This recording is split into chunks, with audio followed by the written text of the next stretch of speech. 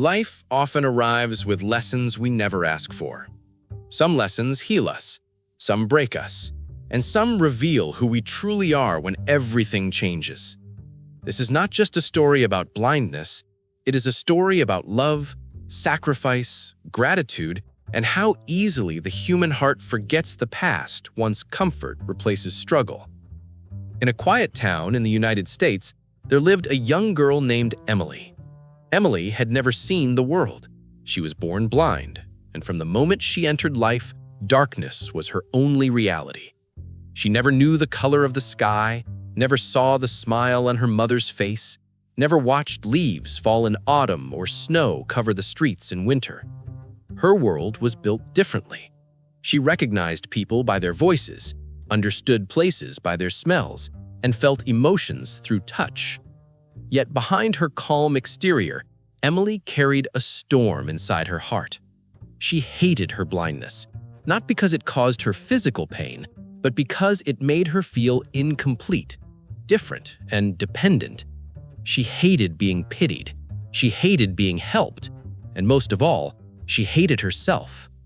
There were countless nights when she lay awake, staring into darkness, wondering why life had chosen her for this punishment. She questioned God, fate, and existence itself. "Why me?" she would whisper. "What did I do wrong?" Slowly, her pain turned into anger, and her anger turned into distance. She began pushing the world away. People tried to love Emily. Friends tried. Family tried. But she built walls around her heart so strong that no one could enter. No one except one person. His name was Daniel. Daniel was not extraordinary in the eyes of the world. He did not have wealth or power, but he possessed something rare: patience and loyalty. He met Emily during a volunteer program for visually impaired students, and from the very first day, he treated her differently, not with pity, but with respect. He spoke to her like she was whole. When others spoke slowly or awkwardly, Daniel spoke naturally. When others tried too hard, Daniel simply listened. Slowly, Emily allowed him into her life. Daniel became her guide, her support, her safe place. He walked beside her on busy streets, warned her about steps and obstacles, and described sunsets she could never see and stars she could never touch. He never complained and never asked for appreciation. He loved her quietly, deeply, and completely. As their bond grew stronger, Emily often spoke of one dream. "If I could see," she would say softly, "if I could just see the world once, I would marry you." Those words meant everything to Daniel. He held on to them like hope. But Emily did not realize something important. Daniel was blind too, not from birth, but from an illness that slowly took his sight over the years. By the time they met, his vision was already gone. He never told her, not because he was ashamed, but because he did not want her to feel burdened. He chose silence. He chose sacrifice. Then one day, everything changed. A doctor called. A donor had been found. A pair of eyes. Emily was overwhelmed. The world she had dreamed of her entire life was finally within reach. Doctors called it a miracle. Her family cried tears of joy. Daniel smiled quietly, but inside his heart, he felt something different. He knew the truth. Those eyes were his.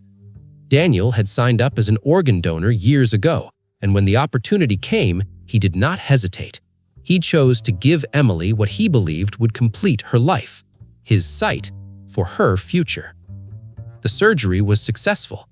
For the first time in her life, Emily opened her eyes to light. At first, everything was blurred. Shadows moved, colors slowly formed, and then clarity. She cried, she laughed, she touched her face in disbelief. She could see. She saw her mother smile, the blue sky and trees dancing in the wind. She felt powerful, independent, whole. Then she saw Daniel. For the first time, she noticed his calm expression, his quiet posture, and then she noticed his white cane. Her heart skipped. Confusion turned into shock.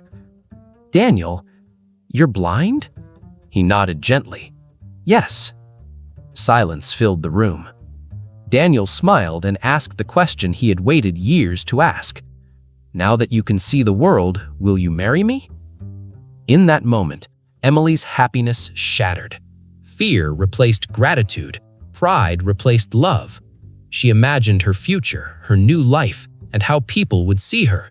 She thought of society, judgment, and appearances, and forgot everything else. She said no. Not because Daniel was unkind, not because he was disloyal, but because he was blind. The same blindness she once cursed the world for giving her.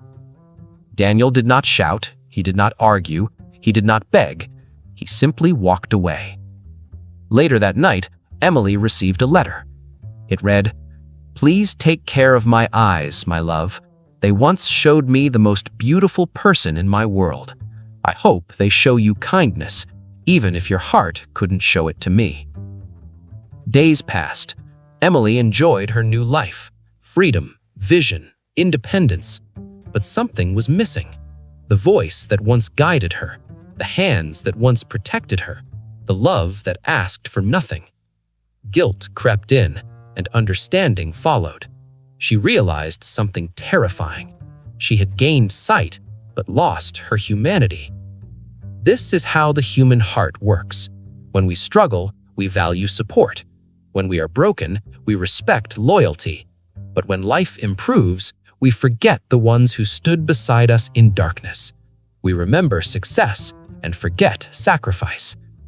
Before you complain about your life, remember someone who never got another day.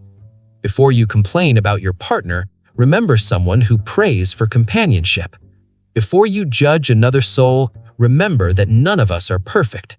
Life is not fair, but it is precious. And real blindness is not the loss of sight. It is the loss of gratitude, the loss of empathy, the loss of humanity. Some miracles open our eyes, others reveal our hearts. And not every heart is ready for the truth that sight brings.